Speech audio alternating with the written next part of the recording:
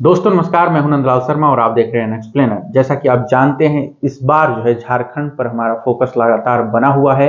जयराम महतो ने बीजेपी की नींद उड़ा रखी है। 2024 के चुनाव में गिरिडीह और धनबाद सीट से अभी तक बीजेपी और उसकी सहयोगी पार्टी आजसू ने उम्मीदवार का ऐलान नहीं किया है। लेकिन क्यों नहीं किया है, ये सवाल बड़ा है, क्योंकि जयराम महतो ने जो मेहनत की है पिछले 2-3 सालों में, वो मेहनत अब दिख रही है। एक बड़ी पार्टी जिसके नेता नरेंद्र मोदी हैं, जिसके पास कारपोरेट का, पूंजी का, पैसे का समर्थन है, उस पार्टी को अब उम्मीदवार नहीं मिल रहे हैं। गिरिडीह आजसू के पास है। बीजेपी ने गिरिडीह लोकसभा सीट आजसू के लिए छोड़ दी है, यानी कि इस सीट पर उम्मीदवारों का ऐलान आजसू करेगी। लेकिन उम्मीदवार कौन होगा, ये सवाल बना हुआ है। जैसा कि आप जानते हैं, हमारे चैनल पर हमने जयराम महतो को कवर किया था जब हम झारखंड गए थे, और उसके बाद से अगर हम आप देखें कि वो घर घर, गांव गांव जाकर अपने लोगों से मिल रहे हैं, अपने लिए वोट मांग रहे हैं, अपना प्रचार कर रहे हैं, छोटी छोटी सभाएं कर रहे हैं, और आम जनता के खर्चे पर ना तो उसके पीछे कोई पूंजी है और ना ही कोई जो है बहुत बड़ा जो है कॉरपोरेट खड़ा है। उस बंदे ने अकेले गिरिडीह सीट पर एक तरीके से माहौल बना रखा है। युवा, जनता, महिलाएं सब जयराम महतो के साथ हैं। माहौल ऐसा है कि एक लड़का अकेले पूरे सिस्टम को चैलेंज कर रहा है, चाहे वो झारखंड की सरकार हो, चाहे बीजेपी की सरकार हो, चाहे आजसू हो। अब बात करते हैं सबसे पहले गिरिडीह सीट की। गिरिडीह सीट पर इस समय चंद्र प्रकाश चौधरी जो है सांसद हैं, लेकिन उनका टिकट कटना तय है कि ये सीट अब आजसू के पास है, यानी उम्मीदवारों का ऐलान आजसू करेगी। तो आजसू किसे उम्मीदवार बनाएगी? चंद्र प्रकाश चौधरी का टिकट कटना तय है। ऐसे में जो नाम सामने आ रहा है, वो नाम ये सामने आ रहा है, जो नाम चर्चा में है, वो है लंबोदर महतो का।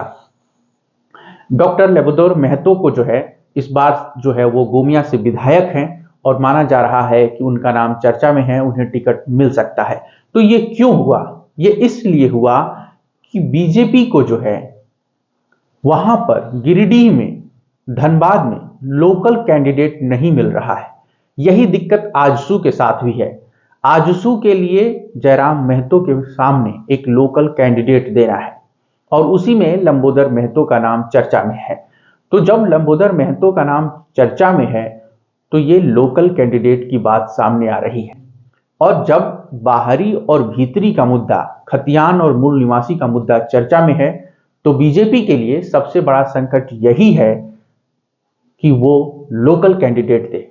जयराम महतो लगातार अपनी सभाओं में ये बात कह रहे हैं कि जमीन मेरी, कोयला मेरा और बिजली जलाएगी शेख हसीना। ये जो नैरेटिव बुना है उन्होंने कि बाहर से, बिहार से, बंगाल से लोग आकर के, बलिया से लोग आकर के झारखंड में राजनीति करते हैं, विधायक बनते हैं, सांसद बनते हैं, और हमारी बात कोई नहीं करता है।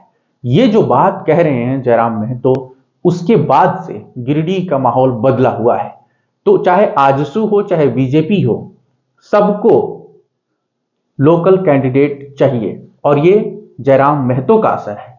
अगर जयराम महतो ने लोकल का मुद्दा नहीं उठाया होता, खतियान और भाषा का मुद्दा नहीं उठाया होता, मूल निवासी का मुद्दा नहीं उठाया होता, तो शायद गिरिडीह में इक्वेशन वही रहता, कोई बाहरी आता, उसको टिकट मिल जाता। लेकिन इस बार पार्टियों को सोचना पड़ रहा है, तो उसकी वजह जयराम महतो है।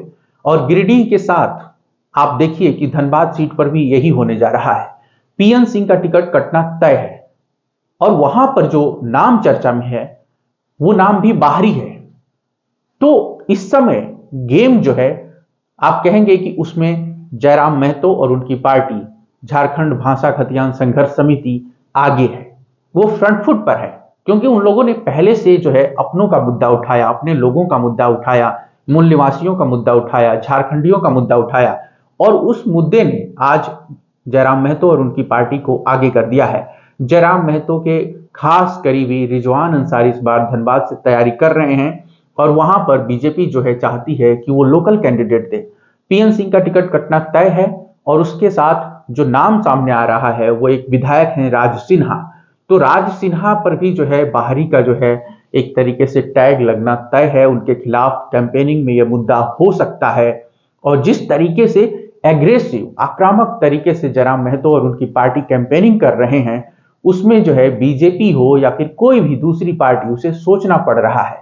गिरिडीह और धनबाद में जो है ये जो 2 सीटें हैं, अगर यहां पर बीजेपी को झटका लगता है, यहां पर जो है रिजवान अंसारी और जयराम महतो सीट निकालने में कामयाब हो जाते हैं, तो ये झारखंड की राजनीति में एक तरीके से नया तूफान होगा। झारखंड में लोकसभा की 14 सीटें हैं और वहां से अगर 2 लड़के 4 लड़के जो कि अभी चुनाव लड़ेंगे इस बार, अगर वो 2 सीटें निकाल लेते हैं तो ये जमी जमाई पार्टियों के लिए, कांग्रेस के लिए, बीजेपी के लिए, जेएमएम के लिए, ये मतलब आप कहें कि बहुत बड़ा सेटबैक होगा, बहुत बड़ा झटका होगा। और इसीलिए चाहे वो बीजेपी हो या चाहे आजसू हो, वो लोग लोकल कैंडिडेट दे रहे हैं। तो डॉक्टर लबुदौर महतो का जो नाम आ रहा है गिरिडीह से, वो एक लोकल कैंडिडेट के तौर पर हैं।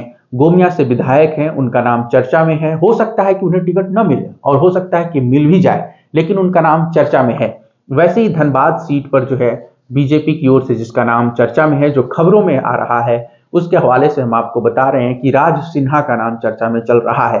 तो अगर राज सिन्हा को बीजेपी टिकट देती है तो ये फिर जयराम महतो के पक्ष में चला जाएगा और उनकी जो कैंपेनिंग है, जो आक्रामक कैंपेनिंग है, जो मूल निवासी का मुद्दा है, जो लोकल का मुद्दा है, वो हावी हो जाएगा। तो बीजेपी को एक बड़ा चैलेंज जयराम महतो और झारखंड भाषा खतियान समिति ने दिया है। और आप देखिए कि एक नई पार्टी, जो जयराम महतो की, हमने लोगों से पूछा कि आखिर उपलब्धि क्यों है, क्या है, जनता क्यों पीछे जयराम महतो के खड़ी है, तो लोगों ने कहा कि उस बंदे ने, जबकि वो पार्षद भी नहीं है, विधायक भी नहीं है, सांसद भी नहीं है, कुछ भी नहीं है, फिर भी लोगों को 12 करोड़ से ज्यादा का मुआवजा दिलाया है। झारखंड में आप जानते हैं खदानें हैं, कोयला है, स्टील है, बहुत बड़ी बड़ी कंपनियां हैं और लोग हादसे होते रहते हैं। स्थानीय लोग काम करते हुए मजदूर के तौर पर अपनी जान गंवा देते हैं। और पहले क्या होता था कि 30,000, 40,000, 45 लाख, 1 लाख, 2 लाख, 4 लाख का मुआवजा मिलता था। लेकिन जयराम महतो का संघर्ष है कि उस बंदे ने 15 लाख का मिनिमम मुआवजा, इससे ज्यादा भी, लेकिन मिनिमम 15 लाख का मुआवजा उन्होंने तय कराया। जैसा कि हमने स्थानीय लोगों से बात की, उनकी सभाओं में गए और लोगों ने हमें बताया, उन्होंने लोगों को यह मुद्दा पूरा अपील कर रहा है, जो जयराम महतो कहते हैं कि बाहरी आकर के हमारे संसाधनों पर कब्जा कर रहे हैं। वहां पर नारा यह चलता है कि हमें कलेजी वाला नहीं, हमें कलेजा वाला जो है नेता चाहिए। तो कलेजा किसने दिखाया है? जो कॉरपोरेट के खिलाफ लड़ रहा है, जो बड़े बड़े नेताओं से, जमी जमी पार्टियों से लड़ रहा है, उसी के पास तो कलेजा है जो अपने लोगों की लड़ाई लड़ रहा है। तो इस बार कम से कम गिरिडीह और धनबाद सीट पर आप देखिए कि जयराम महतो ने इक्वेशन बदल दिया है। बीजेपी ने थोड़ा सा जो है जयराम महतो को जो है चैलेंज किया है जमशेदपुर सीट पर। वहां विद्युत परवर्ण महतो को टिकट देकर के बीजेपी ने महतो वोट को साधने की कोशिश की है। बीजेपी के पास पैसा है, उसने एक महतो कैंडिडेट को दिया है। लेकिन अगर आप जमशेदपुर सीट को देखें तो वहां पर जो महतो वोट है उसको साधने के लिए महतो को टिकट दिया गया है। तो गिरिडीह में भी महतो है और उसको साधने के लिए एक नाम जो आ रहा है, जो चर्चा में है, आप देखिए एक महतो का ही है। तो वहां पर भी बीजेपी पूरी तैयारी कर रही है। आजसू, आप भले कह दें कि आजसू के पास सीट है, आजसू कैंडिडेट देगी, लेकिन आप ये देखिए कि आजसू जो है बीजेपी के पास ही जाएगी, क्योंकि उसको बीजेपी का वोट चाहिए। आजसू अपने दम पर लोकसभा सीट निकाल पाए, ये कहना आसान नहीं है और बहुत आसान भी नहीं आजसू के लिए। तो बीजेपी के पास जाएगी क्योंकि दोनों सहयोगी पार्टी हैं, चर्चा तो होगी ही। तो आजसू और बीजेपी दोनों को लोकल कैंडिडेट चाहिए गिरिडीह में। और इस बार कोशिश ये लोग ये भी कर रहे हैं, क्योंकि धनबाद एक बड़ा शहर है, कोयले का जो है, आप कहिए कि कहा जाता है कि झारखंड की एक तरीके से कोयला राजधानी है। तो आप झारखंड में भी लोकल कैंडिडेट ढूंढ रहे हैं, लेकिन मिल नहीं रहा है। तो आप जो नाम सामने देख रहे हैं, जो चर्चा में हो, राज सिन्हा का नाम है, विधायक हैं, और पीएन सिंह का टिकट कटना तय है। धनबाद में भी नरेंद्र मोदी गए थे तो उनकी सभाओं में पीएन सिंह थे, लेकिन इसके बावजूद भी बीजेपी का जो आला कमान है वो उनके पक्ष में नहीं है, जैसा कि खबरें आ रही हैं।